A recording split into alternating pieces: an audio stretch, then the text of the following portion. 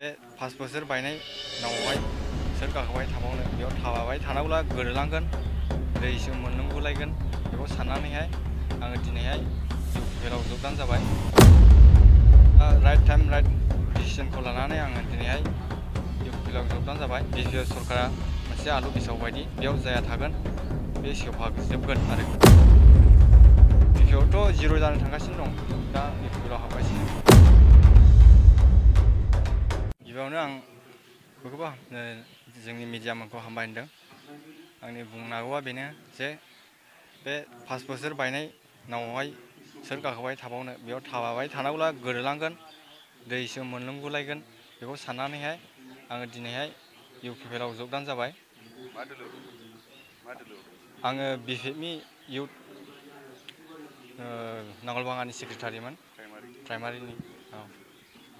दा right time right डिसिजनखौ लानानै आङो दिनैहाय इउपिपिएलआव जगदान जाबाय आरो जायफ्रा जानांगौ दंबावो जायफ्रा बिपिएफआव दङ बिसोरखौबो आं इउपिपिएलआव फैनानै मदद होफैनो खावलायबाय। आरो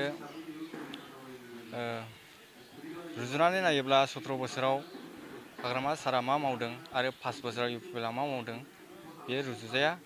आरो स्पेसियेलि इयुथ हिसाबै जायफ्रा बिपिएफआव दङ बिसोरो इउपिपिएलआव थाबैनो जगदान जानांगौ आरो जुदि फैयाब्ला जेरै आलु बस्थायाव जुदि बस्थासे गेसाव थायोब्ला सेवफाजोबो मोजांखौ थाबैनो बोख'नानै लाबोआब्ला थिग बिदिनो बिपिएल सरकारा मोनसे आलु गेसाव बायदि बेयाव जाया थागोन बे सेवफाजोबगोन आरो दा आं मिडियायाव नुनो मोनदों जे टाइगार इज बेक खालि टाइगार इज बेक गोबां इउटुबारफ्रा होदों खिन्थु टाइगारनि फुल फर्मआ मा मिनिङा मा बेयो थारमाने टाइगारनि खाथियाव रावबो थांनो हाया।